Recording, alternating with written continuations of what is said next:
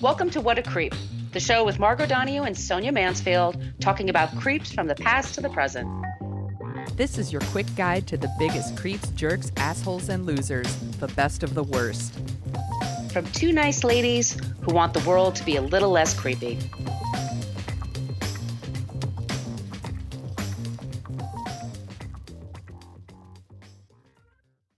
Welcome back to What a Creep. This is Margot Donahue, and my cohort in creepitude, as always, is the amazing Sonia Mansfield. Hey, Sonia. Hello, my friend. Aloha, my friend. Aloha.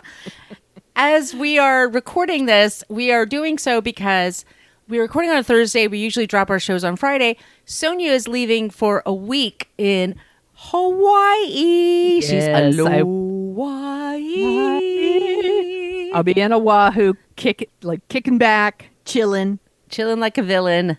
for a whole week. Me and Calvin just chilling, swimming with the turtles, drinking like a fish. I can't. I'm so happy for you. You deserve. Well, you he's deserve not it. going to be. He's not going to be drinking like a fish, but I might. Right. No, I'm excited. We're going to have a great time, and I appreciate everyone's patience with the, an old classic. This is a Well, I'm great aware. one. This is an oldie but a goodie, and it's kind of eternal. It's always in the news, unfortunately, since the time we Sadly. recorded this. Yes.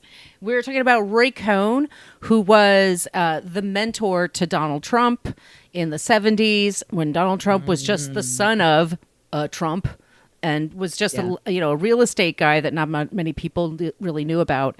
Ray Cohn made him famous and taught him everything he knows, and all that crap he's doing now. We can Thanks a all lot, asshole. trace it back to Ray Cohn.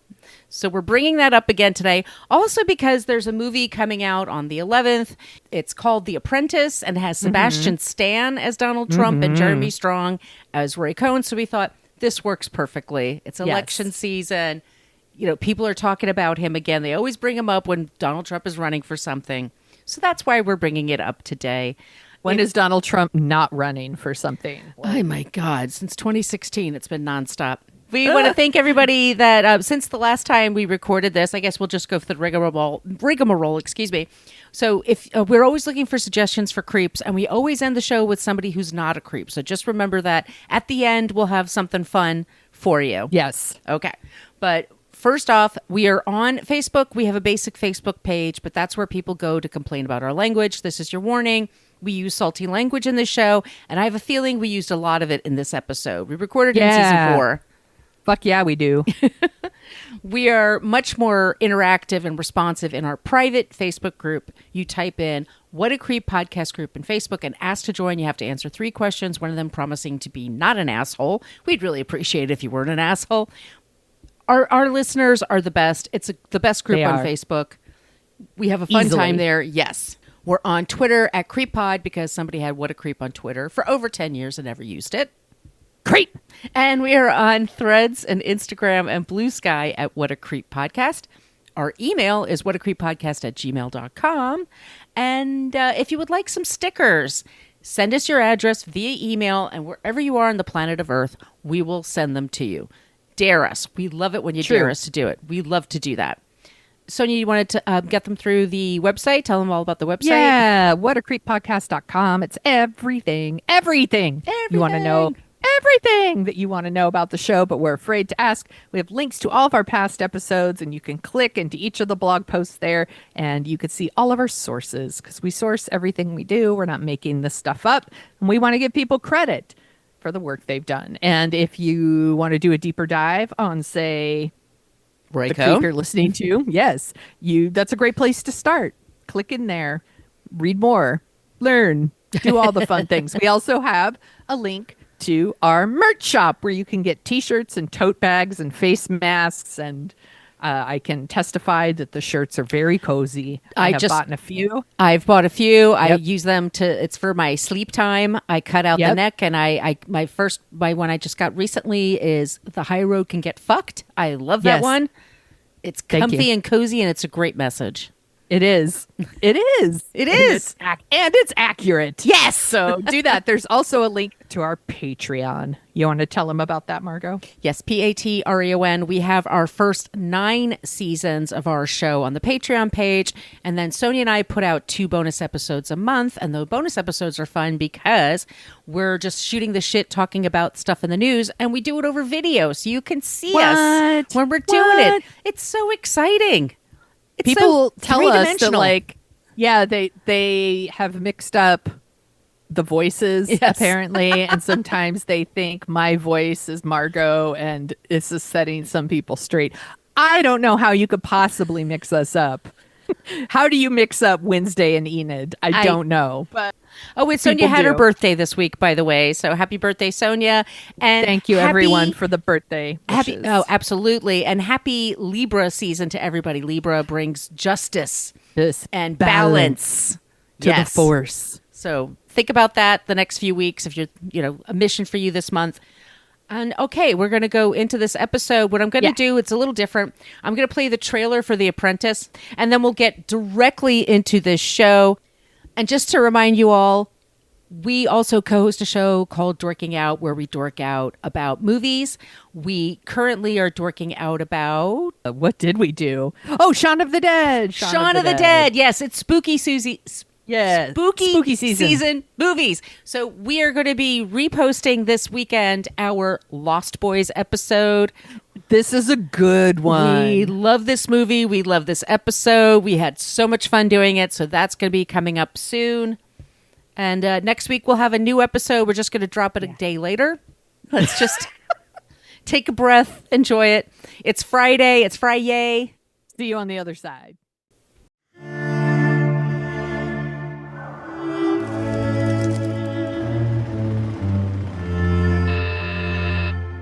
Yes. Hello, this is Donald Trump from Mr. Cohn. Thank you so much. Donald who? 1, 2, 3, 4!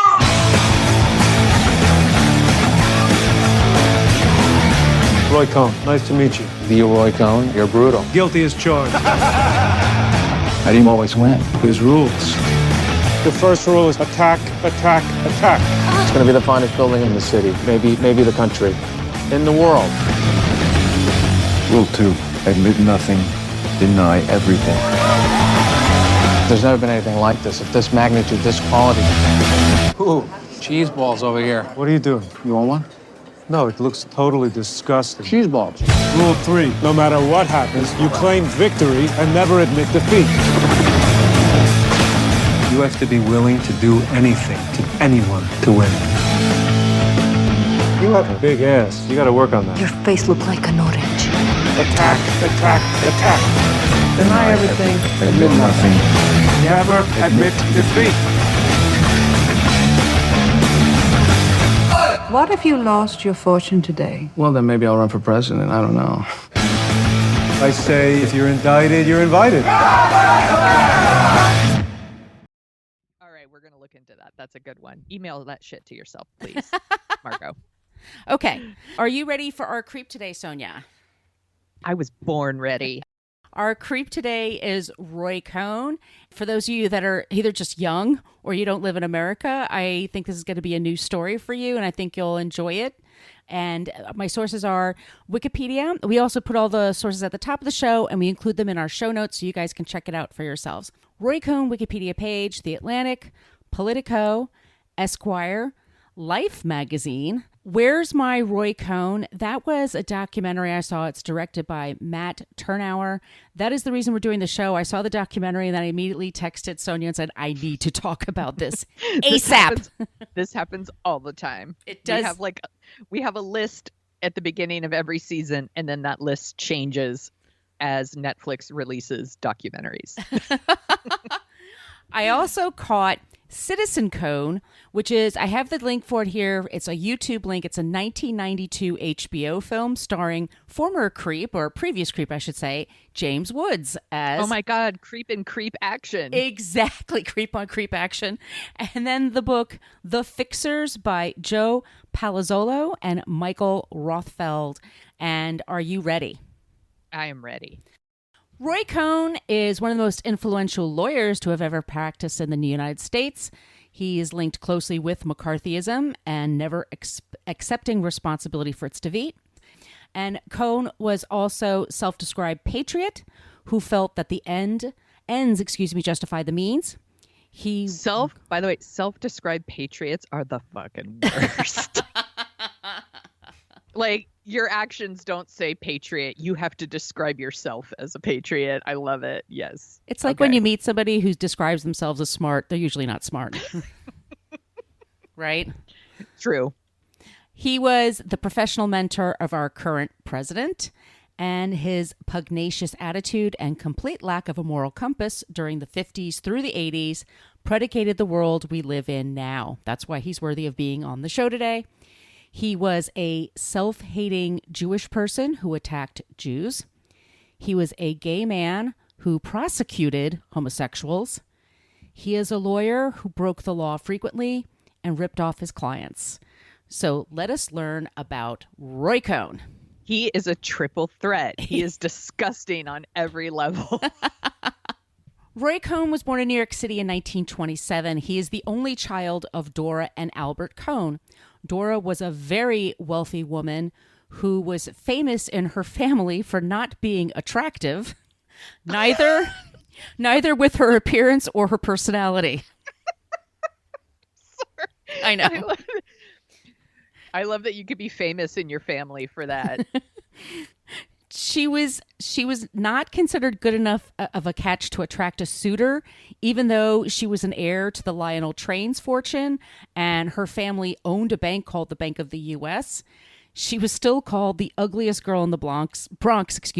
She's not, by the way. She's perfectly fine looking, but I think she must have just been really high maintenance. Damn, that's so awful. Like, that you're so rich that people are still like, no, but she's so ugly. Exactly. It's not worth it. Maybe you could like cover her face with her money, or something. And she wasn't, by the way. This is just that they interviewed family members, and that's what they said. She did marry an older man who was later appointed as a judge, and people claim this was just a part of the bargain for them. Was he blind? No. No, weird. And he was, and by the way, so ugly. He was no Brad Pitt either. But he was a judge, but he wanted to work for the Supreme Court, and he was very active in Democratic politics. So it was like, if you marry her, we'll help you along with that career. When Roy was born, she shifted, his mother, Dora, shifted all of her attention to him over everything else in her life. And he was actually a really cute little baby. But as he grew... I don't believe you. I bet he was ugly too. And she bought like designer bags that they both wore over their heads because they are just hideous. What if he looked like Rosemary's Baby? Poor thing. I'm sorry. I'm not going to get past the fact that everyone said she was so ugly. Okay. But as he was growing up, as a kid, she noticed he was developing a very big nose, and this bothered her. These are shallow people. Sorry. I know. Oh my gosh, you guys, I'm so sorry. It's okay. I can't get past it. All right. Well, when you see the picture of him, by the way, I put it in our Facebook group. Some people didn't even know who he was. They're like, oh my God, this guy is ugly. It's like, he's also evil. I just have I have an image in my head of like a giant nose with eyeballs. Well, so she tried to get his nose fixed when he was very, very young. But the doctor screwed up and caused a scar that ran down the middle of his nose. So not only was it huge compared to the rest of his face, but it had a scar in the middle of it, which bothered him his whole life. And that could be part of the things that makes him an angry person. You never know what happens. So here's a story about, you're going to like this too. By the way, he's not a child molester, just in case. So we've had a few of those in the last few episodes and people get upset. So no child molesting is going on here. Here's a story about where Roy may have developed a lack of empathy. One year on Passover, the Cohn family gathered the traditional Passover meal. And then during the meal, you ask 4 questions, and the youngest male member or just youngest person asks the questions. But anyway, someone had asked why this night was special of all nights, and Dora bursted out, "Why is it special? The maid passed away in the kitchen." It turns out... That's hilarious. It turns out their housekeeper died in the kitchen at some point during the day. Nobody knows when. And his mother, instead of like interrupting the holiday or sending people home, she put her under a table and waited until dinner was done before she called an ambulance. Oh my God. Weekend at Cohen's. It's exactly. Yeah, they just moved her around and made her talk. And did they like set her up in a chair? And oh my God, they're the worst. I meant to say What terrible people. I keep writing this out. It's Cohn, not Cohn, and it's not Cohen. It's Cohn. Cohn. Cohn. Okay. No, it's me. That's totally me. I'm a jackass when it comes to names, everybody. She's saying it right. I am wrong. Okay. So when Roy was a kid, he was antisocial with other kids his age. He preferred adults and adult conversation. He actually met FDR while he was in office and had a totally normal conversation with him when he was about 10 years old. He liked being with adults, though he had a habit of bringing a stuffed frog with him everywhere he went, well into his teenage years. He liked frogs his whole life, by the way. Like that was his motif in his office and his home. He had frogs everywhere. You know, yeah, the frog was also super ugly. Michigan J Frog. Hello, my baby. Hello, my darling. But only for him. When Exactly. other people left. When other people left, he dances. He was incredibly precocious, intelligent. He graduated from Columbia Law School in 1947 at the age of 20. So I just had this image in my head of he graduated in 47, but his nose graduated in 46. Because it's so big. Because it's so big. You get it, you guys? He's ugly. He had to wait a year to be admitted to the bar, and right then, when he was 21, and that very day, he was offered a job as a U.S. attorney in Manhattan. Once again, his dad had all those connections. That year, he also joined the Board of American Jewish League Against Communists. He hated communism, and he secured several convictions during his tenure as an assistant U.S. attorney. And this is a different time. I mean, look, we're all mad at the Russians now, or we should be. But the thing then was we thought that they were developing weapons, and there was also the space race and stuff like that. So he was let me say this again, he was patriotic. I'll mention it a couple of times. So that was something he was very passionate about. So let's go to 1951. Julius and Ethel Rosenberg were in the news. They were a New York couple. They were tried as Russian spies and were threatened with the death penalty. And this case happened in New York. This was the first for a trial of this kind during an era of peace in the U.S. At 24, Cohn made a name for himself at this trial.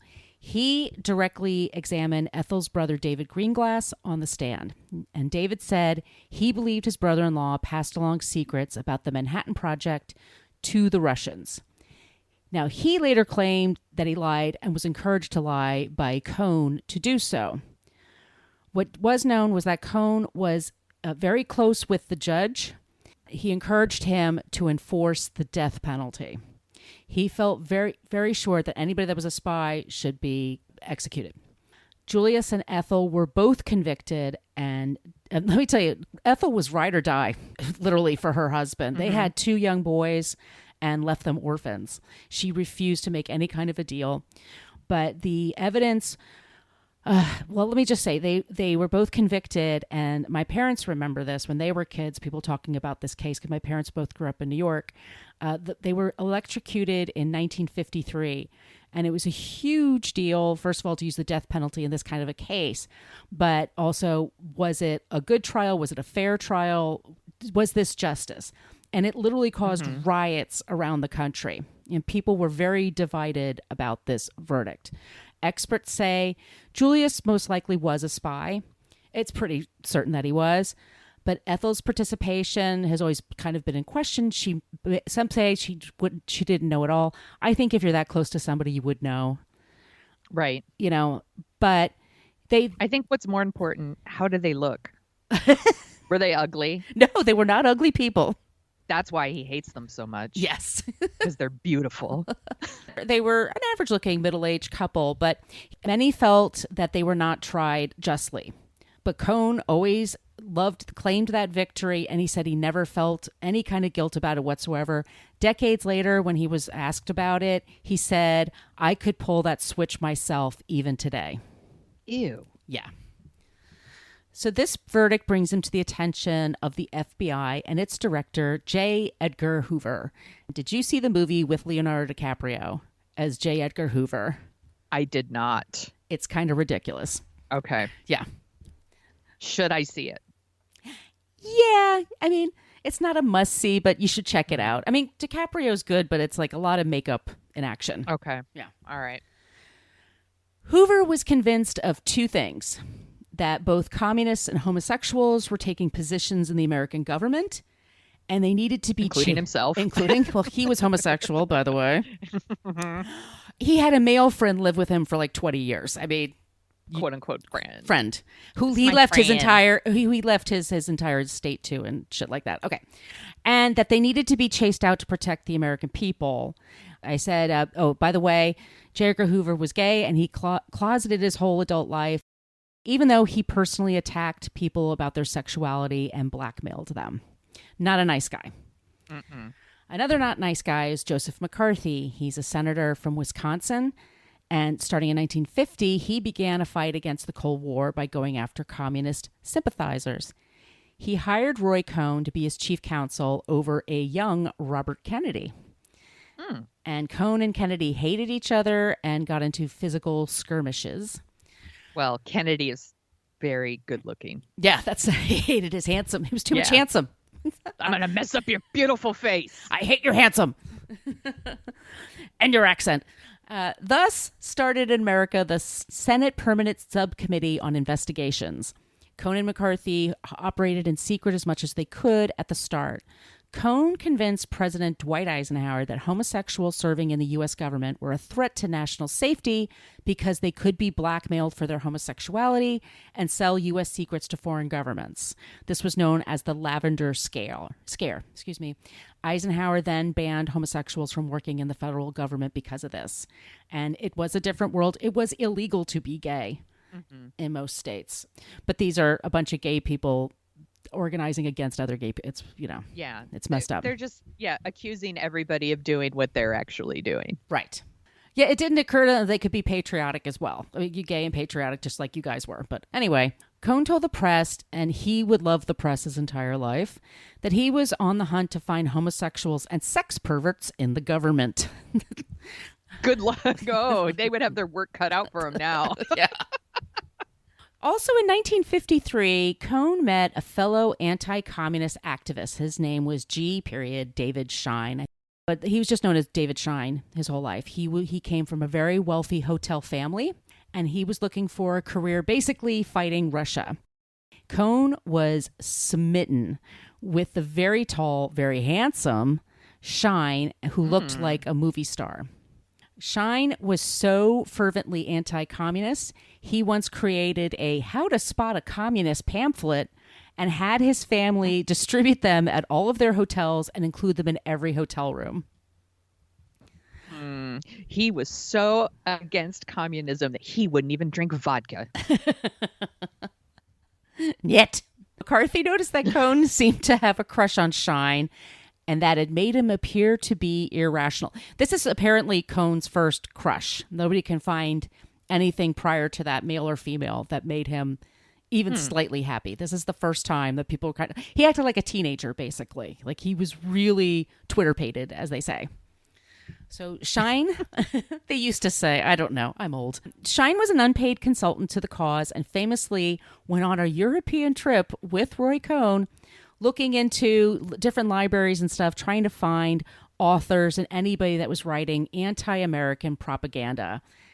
Later in 1953, Shine was drafted into the Army, and Cohn tried all of his connections to make sure that he was based in Washington, D.C. They wanted to post him overseas.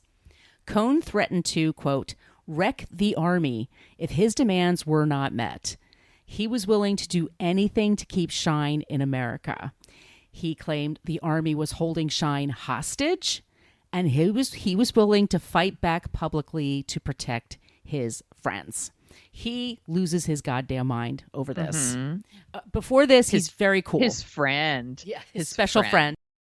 Cohn told the media that communists were working in the Department of Defense and were taking over Hollywood as well. So in 1954, we had the famous Army McCarthy hearings, which were televised to 20 million people who watched and were fascinated by what they saw. And that's actually a huge number compared to the population. This is when television was first starting to gain popularity and the prices for it were going down, so more families could afford it. And I always thought it was Army and McCarthy hearings going after communists. But it was actually McCarthy and Cohn going after the Army, which seems really risky to me. Yeah. But here's some people who are accused of being communist at the time. And for some of them, it really hurt their careers. Not all, but some of them. But here's just some of the people. Lucille Ball, Elmer Bernstein, Dalton Trumbo, Charlie Chaplin, Ruth Gordon, Lee Grant, Lena Horne, Burgess Meredith, Zero Mostel, Paul Robeson, Dorothy Parker, Artie Shaw, and Orson Welles. There were some people who refused to name names. They would go to people like, you know, a person who went to this commie thing in 1937. Tell us who they were. Or did you see this man? Tell us yes or no. One of them was author Dashiell Hammett. He was a veteran of 2 wars. He wound up serving time in jail by invoking his Fifth Amendment rights, which prohibits self-incrimination and double jeopardy. Yeah. Cohn never felt bad about that for a second, or any of the people that served jail time. Dashiell Hammett wrote many, many things. The Maltese Falcon. He wrote The Thin Man. Yeah, and The Thin Man is also based on his story. Yes. And the Thin Man movies are some of my faves. Cohn was an attack dog at the hearings. He caused a great deal of notice and publicity. He would whisper into McCarthy's ears and ask people all kinds of, and was very confrontational. And sometimes it got personal when he was going after people. He just looked like a rabid dog, right? The homophobia that was on display, because there were a lot of people in government that they found out were homosexuals and publicly, fired them. There was one person named Joseph Welch. He was the Army's attorney. And he had asked about a photo entered into evidence by Cohn, and it was showing Shine in Europe with another military person. And Welch asked Cohn and McCarthy, so who brought this picture? Was it a pixie? And everybody starts laughing nervously. And they said, you know what a pixie is? It's like a close relative of a fairy. And yeah. And Cohn the audience cracks up and Cohn was pissed. And then this went back and forth with like, oh, you and Shine, what are you like close friends, like intimate friends, would you say? Would you say like he's your best friend or something? Like there was a lot of that going on. Once again, Cohn's going after people for being homosexual. So I say fair is fair. Yeah. But finally, Welch said to McCarthy and Cohn, have you no sense of shame, sir? Which turns the tide of opinion in America. And they don't. But the whole crowd kind of erupts and goes crazy. It's a very cinematic moment. McCarthy, we should say, was a drunk, and he kind of let Cohn run wild on all those people that they questioned. And many people lost their jobs, like I said, and their reputation for years because of these hearings. This is until America just had enough of the bullying. So Cohn left McCarthy's staff and was blamed for how it all went downhill. But somehow it's always known as McCarthyism, and it was McCarthy's defeat. He died a few years later from alcoholism. And Shine left politics altogether, and he married a Miss Universe. She was a Nordic lady. They had 6 kids, and he went into film production. He produced the Gene Hackman movie, The French Connection. He never, ever spoke about Cohn ever again. He died in 1996 in a plane crash. Roy Cohn leaves D.C. behind, and he heads for his next adventure. He's going back to New York City.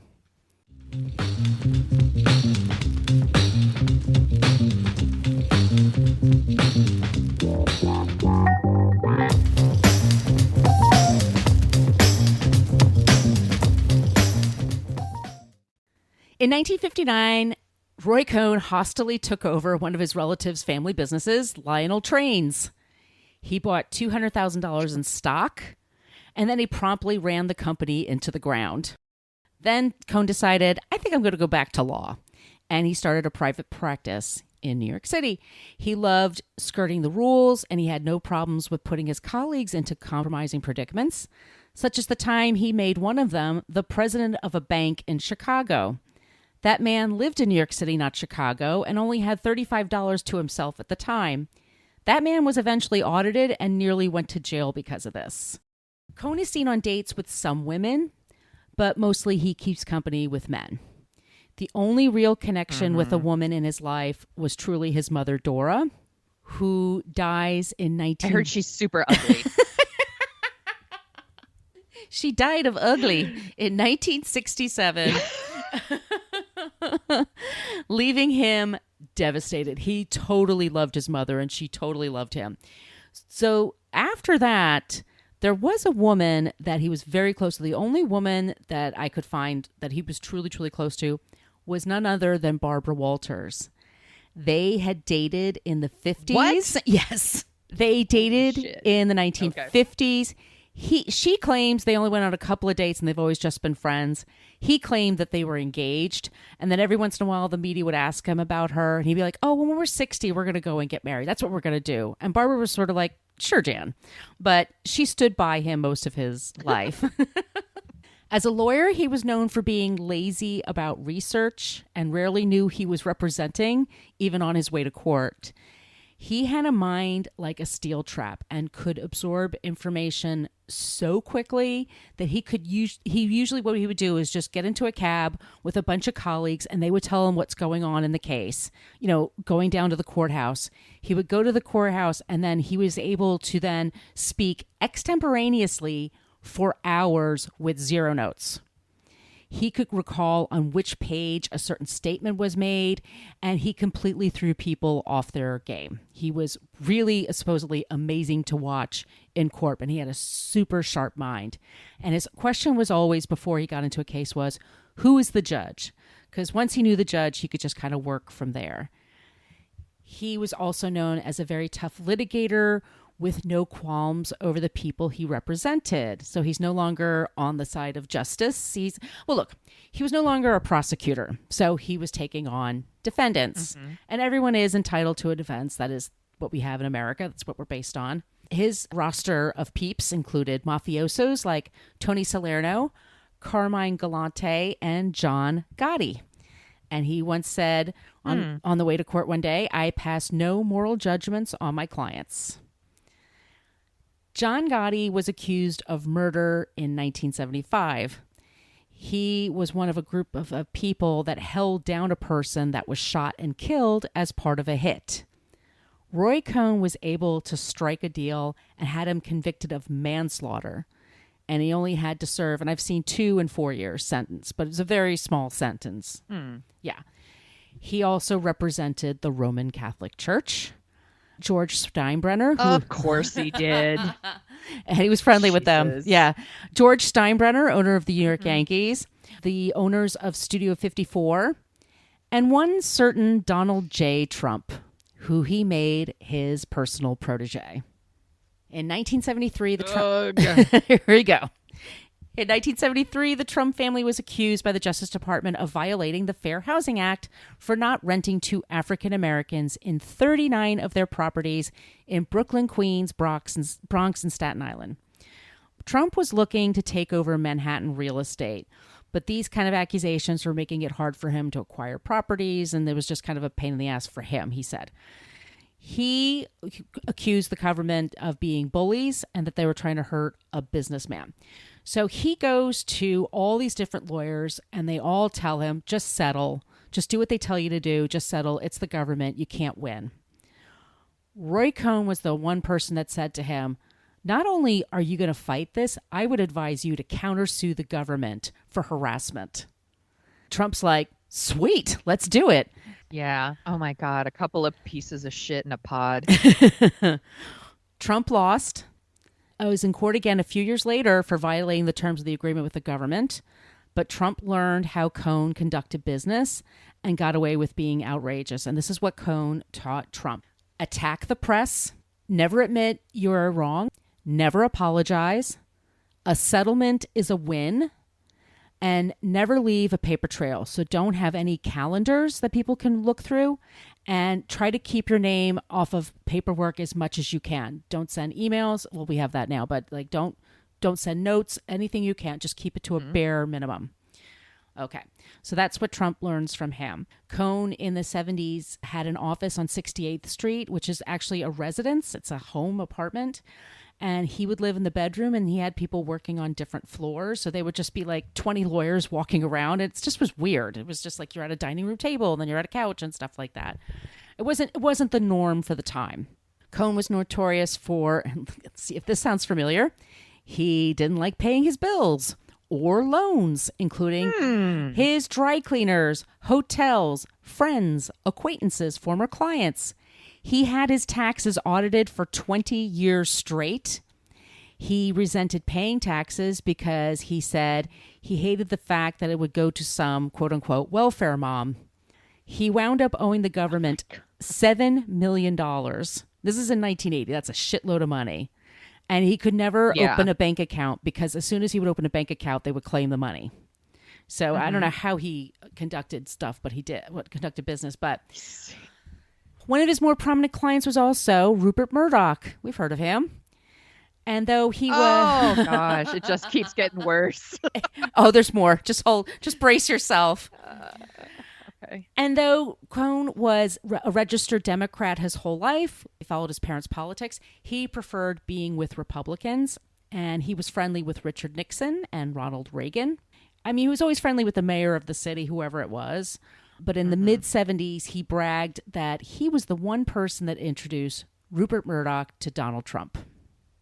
Cohn was a big booster for Trump and is part of the reason he gained popularity in New York media. Cohn also helped bring Roger Stone, a political consultant and current felon, into President Ronald Reagan's presidential campaign in 1979. It just goes on. By the way, all of these people, hideously ugly. They're all so ugly, inside and out. So at the time, New York was split in the Democratic Party because Jimmy Carter was our president, but his popularity with the Iran hostage situation really plummeted. And so a lot of blue states didn't go to Jimmy Carter. They went to Ronald Reagan, but there was a situation where in New York, Roy Cohn gave Roger Stone a suitcase of cash for a lawyer, for the Liberal Party, and then all of a sudden the Democrats had split within the party. And then Reagan carried the state and eventually became president. Roger Stone admitted this years and years after the what's the expression I'm thinking of? Oh, the statute of limitations. Thank you. So the federal government went after Cohn throughout the 60s, 70s, and 80s for all kinds of dirty shit, from not paying taxes to witness tampering, professional misconduct, and perjury. Everything from city contracts to investments. He all over the place. Writer Canaletta interviewed Roy for Esquire magazine in 1978 and said that Cohn actually loved being indicted because it gave him a platform to attack his enemies.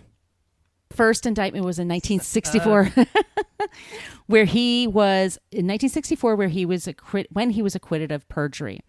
The next time it happened was in 1969. He was on trial again, and his lawyer has a heart attack just before final arguments. So Roy decides he can do it by himself, and he speaks for 7 hours straight. No notes. And it's a big plea about how much he loves America and how he loves our country so much that he would never, ever break the law. He's such a proud American. And he also said the New York DA's office and state attorneys had a vendetta out for him because of the kind of clients that he has. And he was so persuasive that the next day, one of the jurors showed up with a U.S. flag on his lapel jacket, and he was acquitted again. And he was known as a Teflon fraud. Once again, as I said before, Roy was a huge patriot who would insist at parties that people stand and sing "God Bless America" whenever he was in the mood for it. One of his friends claimed that... He sounds so fun at parties. So fun at parties. What a dick.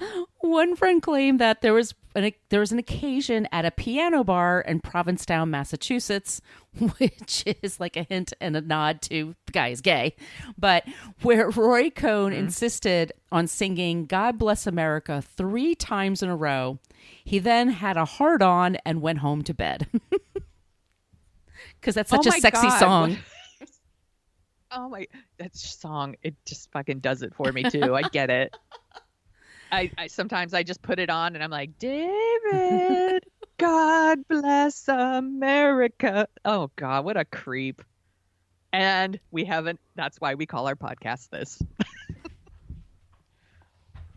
In the 70s, Roy enjoys being a New Yorker at a permissive time. He takes tons of drugs. He works out to stay slim, including doing 200 sit-ups every day and water skiing every chance he can get. He has, including on the New York Hudson River, which was super gross and polluted at the time. That sounds nasty. Oh, yeah. His one big food creep move: when going out to restaurants, he would rarely order food. Instead, he would pick off the plates of the people sitting with him using his fingers. Oh my God, he's an even bigger asshole than I thought. That's because he said... That's the worst. It's the worst. You're like, eat your food. But he decided that those calories didn't count, which I kind of respect. Let's go back to the Hudson Bay thing real fast. Yes. Like, how polluted and gross was it back then? It's not even like smelly, right? It would smell, and it also it was like a steam kind of emanated from it, and that was just so much nasty. pollutants. Yeah. Oh yeah. My mom and dad, I said, grew up in New York. My dad's from Far Rockaway, and he would talk about the Hudson River and stuff, and like he would hear about Hell's Kitchen, New York. They would jump off the piers. These were like the kids of mobsters, Irish mobsters. And people would say like, they're so tough, they'll swim off the piers of the water there. Like, that's how it was, so gross and scary that only super tough people would do it. And water skiing, like, ugh. Yeah. I can't even. There's all that shit in the water, and Roy Cohn is still the grossest thing in the bay. It's so nasty. So Roy works the press and has chummy relationships with all of the gossip columnists, including at the New York Post and Daily News.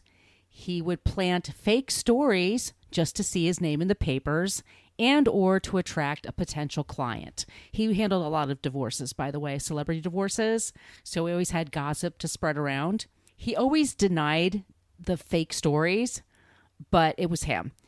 And guess who else has done that? Our current president.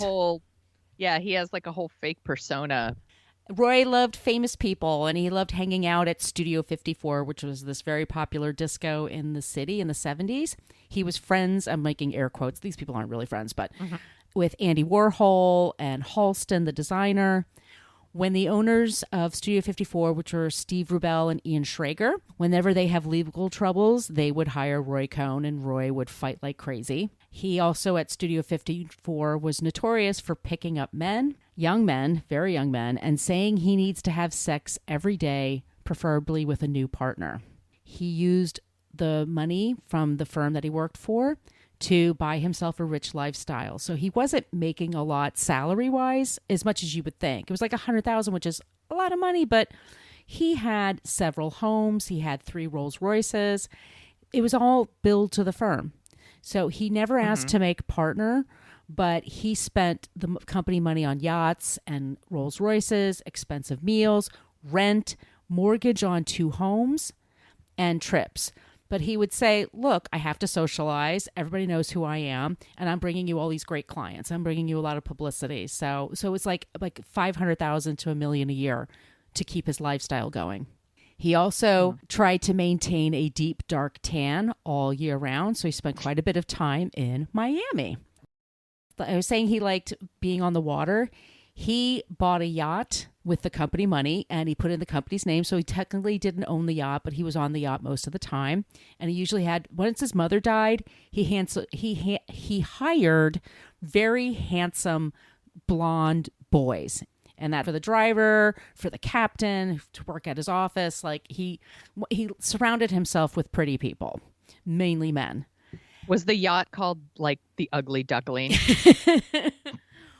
Well, this is the thing. You're supposed to name your yacht after a woman, but he hated women. He didn't like women.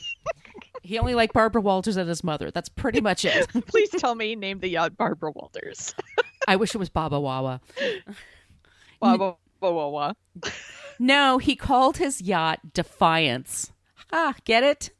Lame. That's lame. That's disappointing.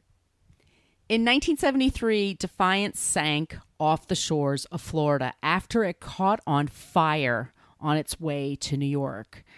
That yacht probably set itself on fire. Fuck this guy.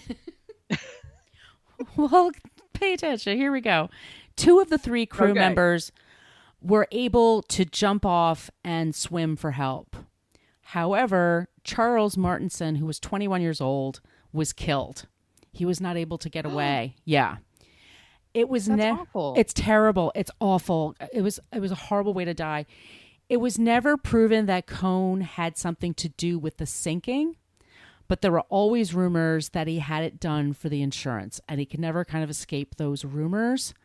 The boat had major issues, and the first captain hired to take it out refused to sail it. So there's always been the question, but he got away with it. The kid's father, Charles's father, tried to sue Cohn, but nothing ever came of it. And Roy Cohn, whenever you brought it up, he would say, well, first of all, it was not my boat. It belonged to my employers. But he was the one who, he said he mainly used it for business and pleasure. He was the one that collected money off of the insurance. He created a dummy company and put it in that. Jeez. Yeah. So crooked. Yeah. I'm going back and forth in the 70s because I think he knew he wasn't going to live a long life, so he just lived crazy. He had a facelift at one point, and the job was botched. So oh, no. It's like Leatherface. It was a face on top of a face. It looked like right on his jawline. It was this noticeable difference, and it was hideous. And it was now he's even uglier. He was even uglier. So he thought, I'll just get super tan and nobody will notice it. And I think that makes it worse because you could totally see the tan line where his ear is. But yeah, he's hideous on so many levels. Yuck. Was saying that he was indicted, but he was acquitted. That was until he finally just went a bridge too far. In 1975, the family of Louis Rosenthal, a multimillionaire, who was comatose and dying in a hospital, the family claims that Cohn went into his room. He had written out a will giving him part of the family fortune, and he literally forced his hand to make a signature on the document. So Cohn is using this man's hand to and it barely was an X. It did not even appear on the signature line. It took years and years, but eventually it was thrown out of court. And this time, that's malfeasance. This time, the charges would stick. After this, by the way, so Reagan becomes president. He's very close with Ronald Reagan and Nancy and Donald Trump. All these guys, they're all kind of friends with each other. So we're going to fast forward to 1986, and Cohn is finally being charged with these crimes. He's going behalf of the New York State Supreme Court, and he asked his friends to to speak up for him. Donald Trump, fellow lawyer and previous creep subject Alan Dershowitz, and Barbara Walters were among those people who spoke of his good character. Damn it, Barbara Walters. This is one of the reasons, I'm always saying I'm not a big fan of Barbara Walters. Yeah. She's not a hero for women. She doesn't stick up for women. She sucks up to the powerful. And this is a total case of that. Like, she just likes having somebody this famous having lunch with her. That's what she cared about. Roy was disbarred, which was a huge embarrassment for him. He'd been a lawyer since he was 21 years old. That was his big ticket. You know what I mean? Being this vicious lawyer. Mm-hmm. As soon as he was disbarred, many of his friends dropped him. What a shock. He was giving interviews trying to raise his profile again, and he did an interview with 60 Minutes, and it was just one of those things where he was asked point blank, do you have AIDS and are you homosexual? And Roy does not look good at all. He looks tan, but he looks really thin. Like, he was always a thin guy, but he's like scary skinny. And Roy looks terrible and says like, no, I had cancer, a liver cancer, but I'm okay now. I'm much better now. They would ask people this, and it was, ugh. Well, the fact is that he did have AIDS, and he found out he had it in 1985. He lied to every single person in his life. He said to every single person, including his lovers, that he had liver cancer and that he was in remission. And because of his close relationship to the Reagans, he was able to access early experimental treatments for AIDS, including AZT. He would not, however, promise the doctors that he would remain celibate or that he would use a condom or that he would tell anybody that he had AIDS. He could not promise that. Such a piece of shit. And fuck him for that. I know. Yeah. Roy Cohn died August 2nd, 1986, at the age of 59. Never admitted to being gay. Never admitted he had AIDS. 400 people attended his funeral, including Donald Trump, Rupert Murdoch, and Barbara Walters, but not the Reagans. Years later, the brilliant Roger Stone would say, Roy Cohn was not gay. He was a man who liked having sex with men. He was not weak or effeminate. Oh my God. Yeah. Okay. So the title of the documentary that I was referring to before is Where is My Roy Cohn? That refers to our current president. In 2017, remember the Mueller report? Remember all that stuff?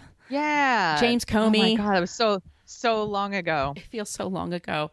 Well, Attorney General Jeff Sessions said he had to recuse himself because he had to recuse himself. And Trump was so pissed off that he did that. And Sessions says, no, I have to. That's the law. And Trump just apparently bellowed to everybody in the room, where's my Roy Cohn? Because he wanted somebody that would just tell him, now we can do whatever we want. We can change the rules. We can bend the rules. We can do whatever the hell we want. He learned all about loyalty and how to run a business by Roy Cohn. And that is it. That is our creep this week. Roy Cohn. What an asshole. What a fucking asshole. That's our spinoff podcast. What a fucking asshole. Good job, Margot. There's so much to dig into there. Yeah, there's good job getting it all together. Thank you. I mean, there's more I could have done and more stuff that he did, but I think you get the idea. He was just a slimy individual. And he just looked evil. If you looked at his face, like his eyes are dead. Yeah, because he's ugly. I like to think that after he was disbarred, like all the people that supposedly were his friends were like, now you're not a lawyer anymore and you're ugly. And they don't want to hang out with him. It happened like in November, I want to say, but he had an annual party every year and everybody would show up for it. It would be huge, huge, huge. And it was right after this verdict came out and he was disbarred. Nobody showed up for it. It's just like in a movie, like supposedly. Yeah. Exactly. I love it. I love it. And then here's how I imagine it. Nobody shows up and he's sitting on the couch and like there's like a single tear running down his face and he's singing God Bless America with a heart on and like eating with a heart on and like eating a cake all by himself. That's how I envision with it. His hands. With his hands. With his hand. Yeah. I love it. Yeah. Fucking creep. Do you want to hear about someone who's not a creep? Yes, please. So you won't be surprised to hear this, but it's kind of difficult to find a good lawyer for not a creep. And no offense to any lawyers who are listening. I'm sure you're a good person. You know, it's just, I don't know you and I can't Google you and find out. Anyway, I did find one. So for more than 40 years, Gareth Pierce has fought to free the wrongly accused and convicted. Did you see the movie In the Name of the Father? Yes. And who stars in that? Daniel Day-Lewis? It's Daniel Day-Lewis. And one of her cases, that's the subject of that movie. She was played by Emma Thompson. So I'm giving people a little frame of reference here. It's based on the true story of the Guildford Four. And it was these men who were wrongly convicted of bombings that were carried out by the Provisional Irish Republican Army. Mm-hmm. Yeah, Daniel Day-Lewis, Emma Thompson played her in the movie. By the way, Gareth Pierce says she's never seen the movie. And I found a quote that said, quote, I was an extremely unimportant participant in the story and I was given a seemingly important status. And she's very like, she doesn't like the limelight. She's very not comfortable with that. So leading civil rights lawyer Benedict Bernberg, he first hired her back in the day. He says that he believes, and this is a quote, transform the criminal justice scene in this country almost single-handedly. And by country, he means Britain. She has represented some of the highest profile human rights cases in recent British history. There's a quote here. It says, for over 30 years, she has worked in an area where most of the vulnerable are often facing the full might of the state, according to her colleague, Dame Helena Kennedy. Some of her clients have been the Guilford Four that I mentioned. They all have names like this, by the way. Tipton 3, the Birmingham 6, and the former spy David Shale. She takes these kinds of cases. This is a really good quote. She said she wants to protect the minority. She says the minority has to be protected from what the majority thinks. Otherwise, the greatest happiness of the greatest number prevails. Most things, secret trials, torture, and all the rest, all to do. But secrecy kills justice. It has the effect of burying understanding. And I think that that's important. I think that's something that we struggle with here right now in the country, where like the Supreme Court will make some ruling and they'll say, so they'll say, hey, gay marriage is good. It's legal. Go for it. And then people will come out and say, well, a majority of the country doesn't want gay marriage. And it's like, well, that's what the court should be doing. They should be applying the law. They have to protect our most vulnerable citizens from a majority when they're wrong. It's what they should do. And this is one of the things that she's always been really focused on. So as a young woman, she worked as a journalist and she covered Martin Luther King Jr. and the civil rights movement here in the United States. And she was very inspired by him. And she went back to London in 1970 and she went to law school. Wow. And she specialized in human rights. Yeah. And she doesn't like media attention, like I said, or really any attention. Apparently, they offered her a chance to be like commander of the Order of the British Empire. I don't know what that means, but it sounds really fancy. And she was like, no, thanks. She declined it. She lives in North London with her husband, and he works as a writer and a photographer, and she's got 2 sons. She is still practicing law. She's 80 years old. Wow. She's still practicing law. And she spent much of her time in the last decade working for different Muslim terror suspects. Says, we have lost our way in this country. We have entered a new dark age of injustice, and it is frightening that we are overwhelmed by it. I know I am representing innocent people who know that a jury they face will inevitably be predisposed to find them guilty. She feels that so much of the rhetoric around the Muslim religion is causing government, ours, like in Britain, to like round up people, right, and charge them with things they didn't commit. And she works really hard to get them off, and I think that's amazing. She also wrote a book called Dispatches from the Dark Side on torture and the death of justice.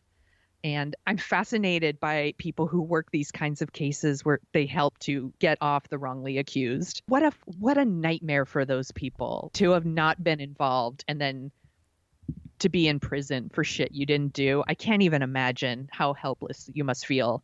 And here's somebody that believes you and stands up for you and is successful. So she's awesome. She's not a creep. Go see In the Name of the Father. It's really good. You could stream it. Yeah, go see In the Name of the Father. It's excellent. That's a good job, Sonia. And she's a really interesting choice. And I always admire those people, too, because you talk about an uphill battle.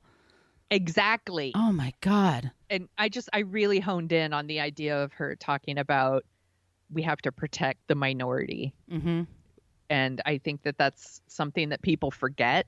The law isn't supposed to be political like that. It's the law, and like it should be doing the right thing and protecting people. And I like that she reminds people of that. That is awesome. Good job, Sonia. Thanks. Well, this is What a Creep, the podcast that talks about creeps. We also, if you like the sound of our voices, we co-host a show called Dorking Out, where we dork out about movies and pop culture. So please be sure to check that out. There are no creeps in there. Well, sometimes there are creeps in there, but it's not as creepy as what we're doing here, being my point. But we've... But you could find us on social media at What a Creep. Please be sure to join our Facebook group, What a Creep Podcast Group. We're on Twitter at CreepPod. And if you have some suggestions, you can send us a tweet using the Annie Potts gift from Ghostbusters. We got one. We love that. We're also on Instagram at What a Creep Podcast. You can send us an email, whatacreeppodcast@gmail.com. And if you want some stickers, send us an email. We'll get those out to you. Join our Patreon page if you're interested in bonus content. And if you can leave us some stars in Apple Podcasts, that would be amazing. Like I said, sometimes people just don't like our political view and they just send us 1 star just to be dicks. So we would really appreciate you guys that like point that out and vote in our favor. We really do appreciate that. And Sonia, where can they find you? You can find me at thesoniashow.com and The Sonia Show on Twitter and Instagram if you want to see pictures of bread or my Animal Crossing adventures. Where can people find you, Margot? You could find me at Brooklyn Fit Chick. That's for Facebook, Twitter, and Instagram. I'm mostly active on Twitter and Instagram.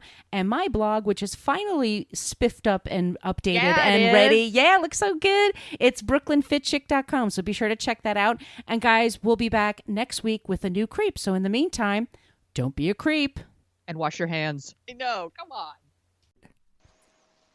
Thank you for listening to us talk about creeps. You can follow us at What a Creep Podcast on Facebook, Twitter, and Instagram. But don't follow us too closely. You can email us your creepy stories at whatacreeppodcast@gmail.com. But please keep your dick pics to yourself.